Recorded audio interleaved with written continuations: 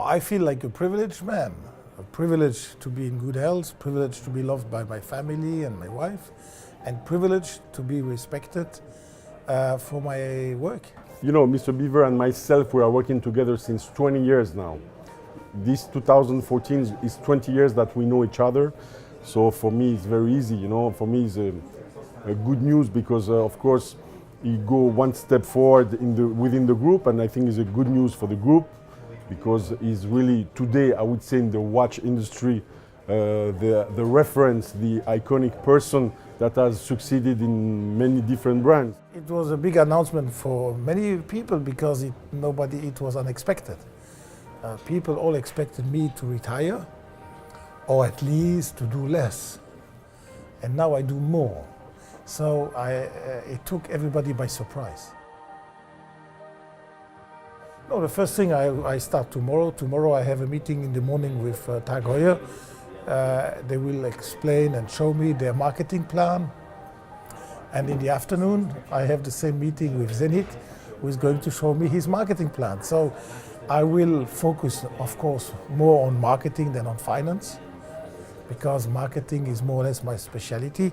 And I want to give some of my experience to those three brands. And my experience is more in marketing and product and communication, rather than in finance.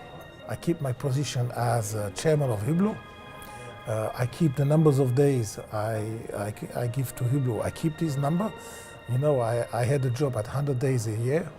Now I have a job at 250 days a year. But when I had 100 days a year, I had one brand.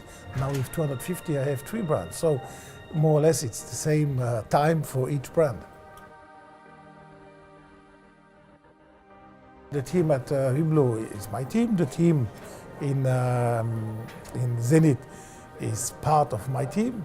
And the people at Tag Heuer, I will have to see them, to meet them, and probably they will become member of the team. I am a team man. I love team, I love people, I respect people, I like to work with people, I like to listen to people, I like to learn from people. So I'm a real team manager. How can you buy three watches from me if I have one? Only if I do some variation. But if I do many variation, then I will increase the numbers of my references. So if I do a limited edition, that will disappear as soon as it is sold. It will never be in the collection again. That's what we do. But how can you buy 30 Hublot watches if there's one shape? You can only buy because I like the Ferrari and I'm a big fan of Manchester. I buy a Manchester, and this gives variation. A brand is like a father or a mother. They can never satisfy every child all the time. So sometimes you have critics, sometimes you have less, but most important, I understand the critics. I agree even if I put myself on the other side, but from our perspective, I think it's not such a mistake.